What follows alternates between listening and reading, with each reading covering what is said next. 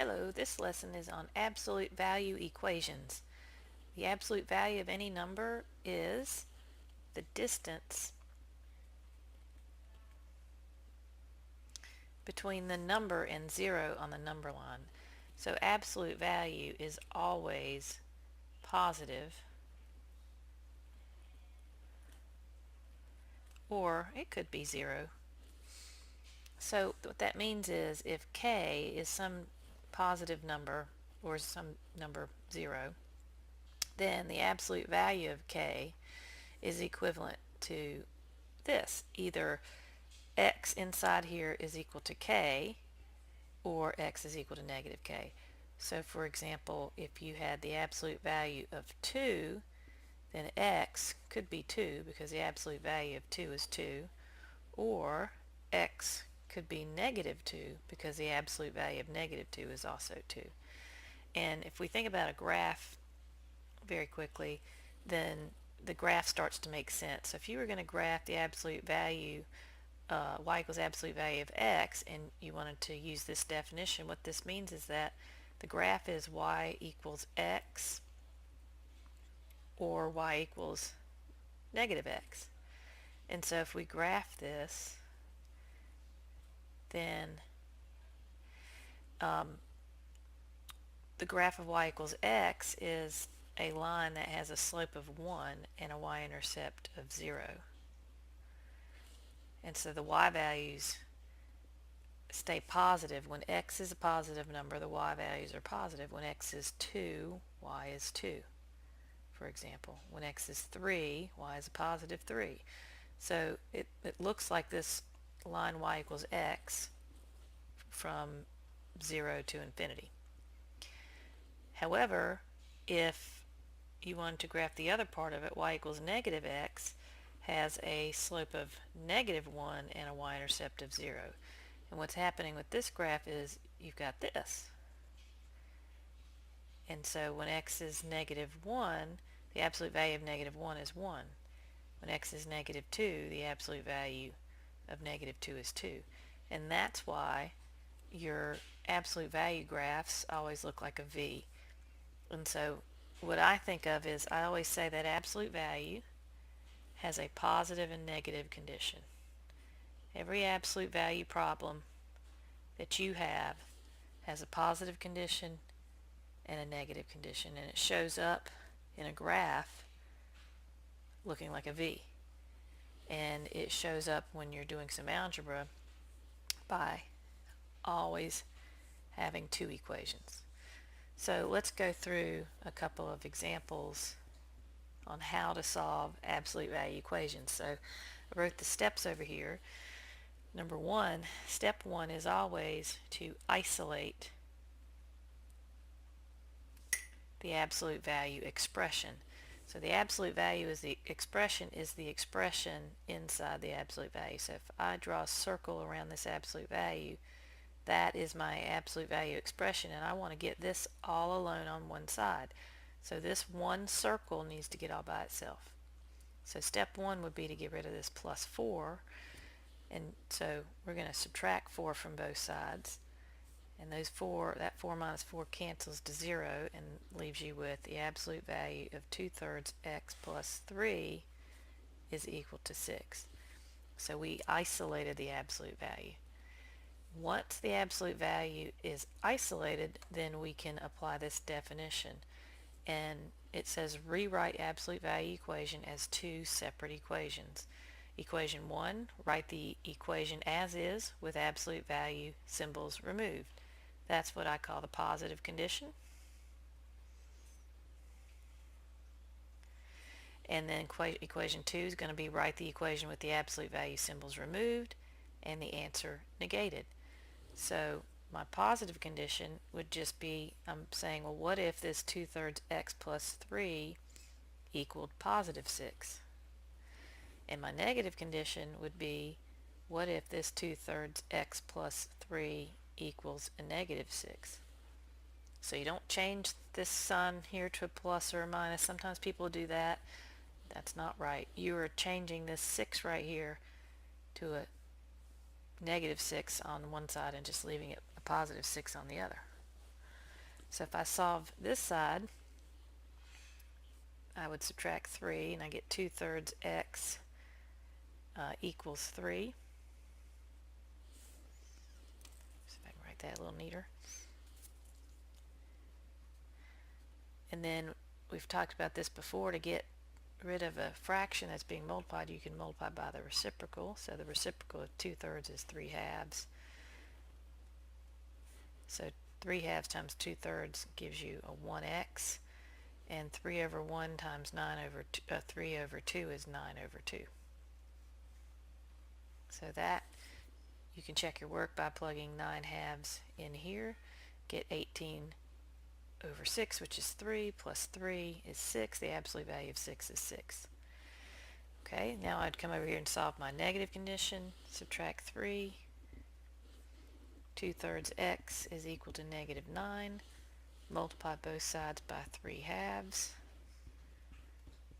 3/2 times 2/3 is 1x. -9 times 3/2 is -27 over 2. You can check your work here. 2/3 times -27 over 2 is -27 over 3 is -9, plus 3 is -6, and the absolute value of -6 right here is 6. If I come back to the original, I get 6 plus 4 is 10. So these are the steps. Solve each equation separately. Sometimes people will come and try to solve these at the same time. I wouldn't do that. And then after solving, substitute your answers back into the original equation to verify that your solutions are valid, which is what we did. Alright, let's look at another one. Example 2 says 3 times the absolute value of 1/2 x minus 5 minus 4 equals -4.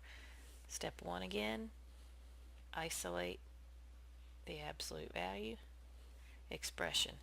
So if I have a circle around this absolute value expression, that means before I can begin the absolute value process, I have to get rid of 3, get rid of the -4. So if this were the equation 3a minus 4 equals -4, hopefully you would know that you would have to get rid of the -4 first and then divide by 3. Same thing here. 3 times this absolute value minus 4 equals -4. If I want to isolate the absolute value, first thing I need to do is add 4 to both sides. So that gives me 3 times the absolute value of 2x minus 5 equals 0. Then I want to isolate the absolute value, so I have to get rid of this 3 times the absolute value by dividing both sides by 3. And you get absolute value of 1/2 x minus 5 is equal to 0. So before I move on, always there may be some people who try to distribute this 3 into the absolute value. That's a violation of step 1. It's also just not allowed. You cannot multiply into an absolute value. You have to isolate it. So don't distribute into an absolute value. Okay, so now we're at step 2, and you're going to write this absolute value as 2 equations. I call it the positive and negative condition. So this time, pull it out of the absolute value. So 1/2 x minus 5 equals 0. That's the quote-unquote positive condition, but now we can talk about the fact that this is 0, and 0 is neither negative or positive. So if I wrote another equation down, it would be the same equation. So you really don't need to do that when it's equal to 0. You don't change this inside sign. That you never do that. So you don't really need this second equation. So we're going to add 5. 1/2 x is equal to 5. Multiply both sides by 2. X is equal to 10. Plug this back into the original, which is way up here. 1/2 times 10 is 5. 5 minus 5 is 0. The absolute value of 0 is 0. 3 times 0 is 0. 0 minus 4 is -4. So we know that the answer is 10. And you just have one answer this time.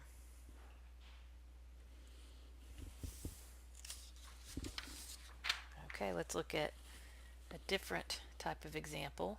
We've already looked at quadratic equations and how to solve them, so you notice this is an absolute value equation that has a quadratic expression in here. Okay, so but the algebra is not going to change. You are going to isolate the absolute value expression. And this one, the absolute value expression, is already all by itself.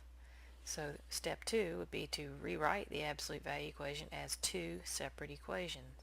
Equation 1, write it as is. Equation 2, change the answer sign, so this 7. So I call it the positive and negative condition.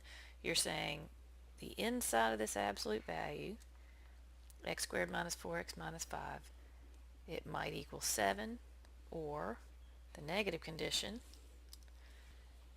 x squared minus 4x minus 5 might equal negative 7. So no signs in here changed, only the 7 and the negative 7. And so we have to remember how to solve a quadratic equation. And to solve a quadratic equation, you set it equal to 0. So I'm going to subtract 7 from both sides and get x squared minus 4x minus 12 is equal to 0. Now I'm going to factor this quadratic trinomial, and if it factors, it will factor into two binomials, x and x, and the factors of 12 that subtract to be 4, 1 and 12, 2 and 6, 3 and 4. They have to subtract to be 4, so 2 and 6 are my pairs. And I want it to be a negative 4, so that means that the minus 6 would take the negative and the positive 2 would be there. So you could check that. So you get negative 6x and positive 2x, and you add those together, you get a negative 4x. 2 times negative 6 is negative 12. Now that you've factored it, you set each factor equal to 0. So x is equal to negative 2, or x is equal to 6, but that's just my positive condition solved. So now I'm going to come over and solve this equation. So I'm going to add 7 to both sides. So that gives you x squared minus 4x plus negative 5 plus 7 is 2. And if this factors, it's going to factor into two binomials, and the factors of 2 have to add up to be 4, and that does not work. There are no factors of 2 that add up to be negative 4. So that means we have got to use the quadratic formula, which is x equals negative b plus or minus the square root of b squared minus 4ac all over 2a. Bring that all over. And so x equals the opposite of b. Well, b is negative 4, so that would be 4 plus or minus the square root of negative 4 squared, which I would prefer to do in my head because I don't want to write down negative 4. You would have to use parentheses and all that, but negative 4 squared is a positive 16, minus 4 times 1 is a, times c, which is 2, all over 2, not that far over, times 1. So x is equal to 4 plus or minus the square root of, you can put this entire expression in the calculator if you need to, but we can see it's 4 times 2, 16 minus 8 is 8 over 2. And I will show you this. The calculator will simplify square roots. I don't want decimal answers. I want exact answers. So this is 4 plus or minus. And if I put the square root of 8 in and hit enter, it simplifies it to 2 times the square root of 2 over 2. And that means that this 2 can divide into this 4 and this 2 root 2. So 4 divided by 2 is 2. and 2 root 2 divided by 2 is 1 root 2. You wouldn't divide the 2 into the square root, but 2 divided by 2 is 1. So it simplifies that. So you have 4 answers. You have negative 2, 6, 2 plus or minus the square root of 2, and these are exact answers. Here's a couple to practice, and you should pause the video and practice and see if you get it right, and then come back. So first thing we have to do is isolate the absolute value, so that's negative 5 times 2/3 x plus 4 equals negative 2. Then we would divide by negative 5, and so that's the absolute value of 2/3 x plus 4 is equal to positive 2/5, which is good because if it equaled a negative 2/5, it would not be possible. Absolute value can never equal a negative number. So we can keep going since it's equal to 2/5. Positive condition, 2/3 x plus 4 equals 2/5, or 2/3 x plus 4 equals negative 2/5. No sign inside the absolute value changed. It's the outside answer number that changed. Subtract 4 from both sides. So that's 2/3 x is equal to, you can use your calculator, 2/5 minus 4. If you want to keep it a fraction, you get negative 18/5.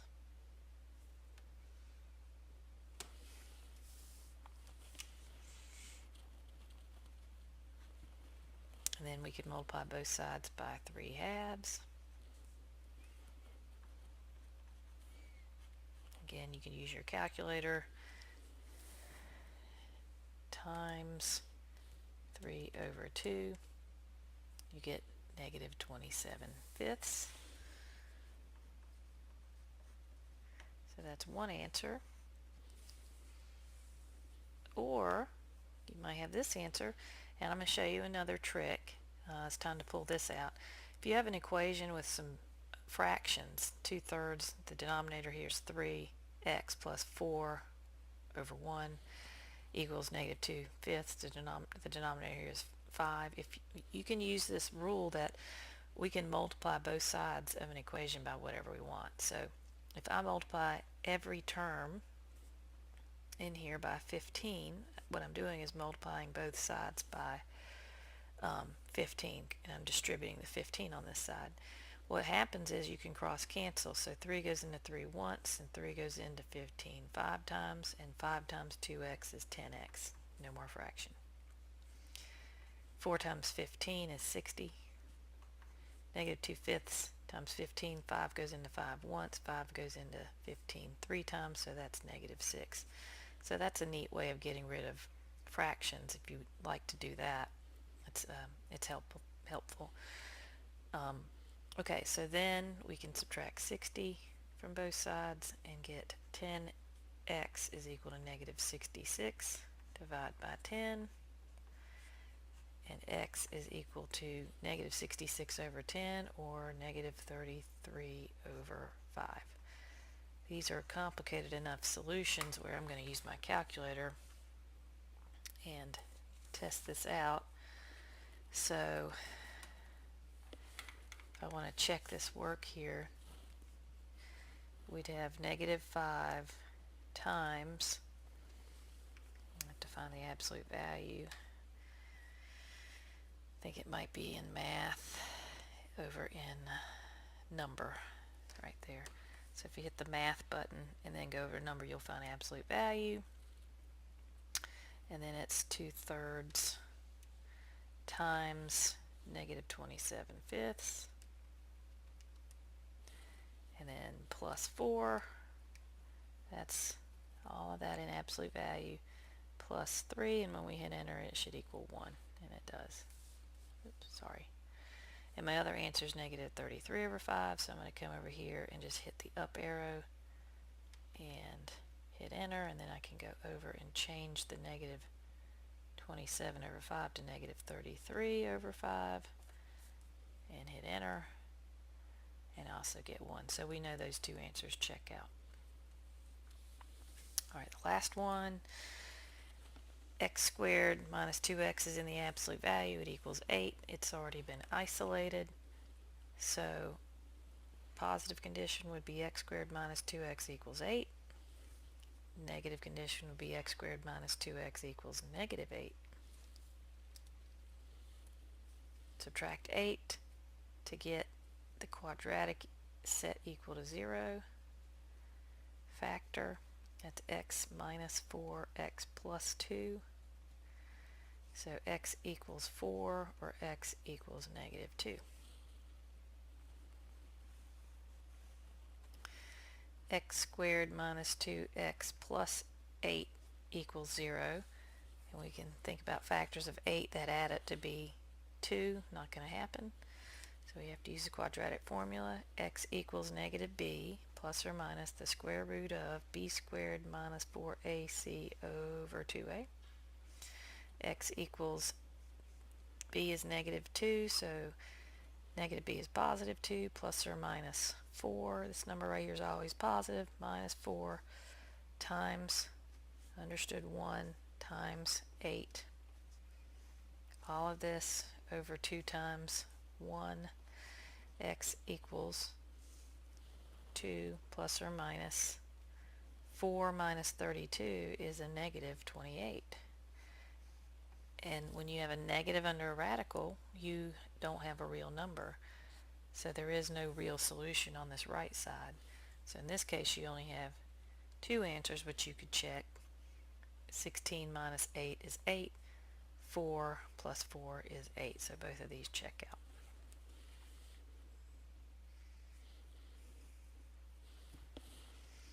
If you want more practice, there are some problems on the lab manual, page 85 through 87. Keep an eye out. I may ask for an assignment. So check the announcements page. Okay, I thought it might be kind of fun to look at some of these absolute value graphs by checking our work from the examples that I just went over with you. So if you look at example 1, you've got the absolute value of 2/3 x plus 3, close absolute value plus 4, and that equals 10.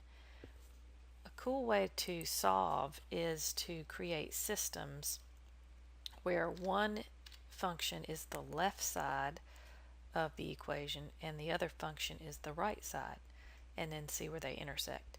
So if I want to type in absolute value into Desmos, I'm typing in y equals, and then the command is ABS. So absolute value, and then parentheses, we've got 2/3 x plus 3, and that's the only thing left in the absolute value, so I'll close the parentheses and then plus 4. So that's the left side of the equation. And what's happening is usually the absolute value has a vertex of 0, 0, but it's been shifted. Sorry about that. It always does that. It's been shifted over not 3 though, so it's a little harder because you have this 2/3 in here. If you're going to figure out what's happening there, you have to factor out a 2/3. So if you factor out a 2/3, then this is going to be x, and then 3 times 3/2 is 9/2, and you get if you multiply 2/3 times 9/2, you get back 3. So you have to factor out the leading term, and now you can see the shift is negative 4.5, and there is a shift of negative 4.5, and it's up 4, and there is your new vertex. So it works out. But anyway, the right side is 10, so if you type in a second y equals, the right side y equals 10, then you can see the intersections are negative 13.5, which is negative 27 over 2, or positive 4.5. Now notice that the y coordinates are not part of this. It's only the x coordinates that are solutions, because obviously the y the y's equal each other, the y's equal 10. So you can just look at the x-coordinates to solve, and you can see your v. Absolute value is always a v. Okay, so if we want to type in number 2, y equals 3 times absolute value of 1/2 x minus 5 minus 4. And again, if you want to check to see if this vertex, this shifting is right, you aren't seeing it right here at the minus 5, and that's because you have to factor out this 1/2. You can't have a number in front of that x. It has to be 1x. But then if you pull out a 1/2, what times 1/2 gives you 5? The answer to that is 10. So we had to factor out the 1/2, and now this vertex makes sense. It was 0, 0 for y equals absolute value of x, but now it's been shifted over 10 and down 4 because of our function. It's also, I didn't mention, I didn't have this in the other one, this 3 here, you've got a vertical stretch. Now, it's kind of tricky, but 3 times 1/2 is 3/2. So if you notice this slope, if you go up 3 and over 2, you see the slope of 3/2 over here, and up 3 left 2, you see a slope of negative 3/2 over here. So if you multiply these two values together, you get the positive and negative condition slope, is what I would like to call it. All right, but back to this. If we type in the left side and then we type in the right side, which is negative 4, and make them both y equals equations, that you have a system. And the intersection of the solution to a system is at the intersection. But because we're talking about solving for x, you would only look at the x coordinates. So you can check. We did example 2 and we got x equals 10, and that's the only solution we had there. If we wanted to type in, and this is the last one I'll do, if you wanted to type in example 3, which is a quadratic, then you're going to see a really interesting graph. So y equals absolute value of x squared minus 4x minus 5. Close the parentheses, and that's the left side, and then the right side is y equals 7.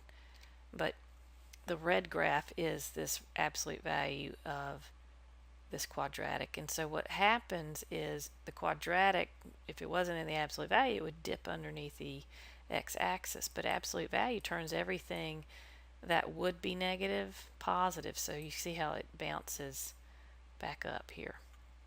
And then the other thing that's neat is you can see that there are 4 solutions. So our solutions were negative 2 right here, x equals negative 2, and right here 6. And again, you don't look at that y coordinate because of course y equals 7, because we set it equal to 7, but the x coordinates are what you're looking at for the solution to this system, or this equation. And then the other 2 solutions, we got 2 plus the square root of 2 and 2 minus the square root of 2. So if you check with your calculator what 2 plus the square root of 2 is, then you're going to see it's 3.414. And if you check with your calculator what 2 minus the square root of 2 is, you'll see that it's 0.586. So that's, you can see why there's 4 solutions there.